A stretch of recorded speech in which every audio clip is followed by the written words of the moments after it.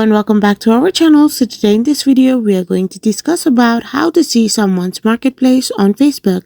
So without wasting much of our time, let's get straight into the video.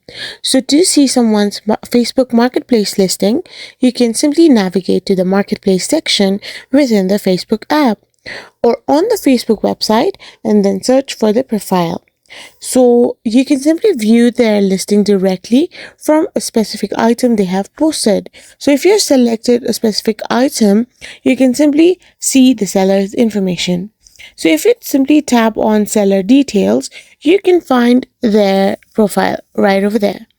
So once you view it, you can simply browse through the things that they have posted on the marketplace and the listings and their profile as well.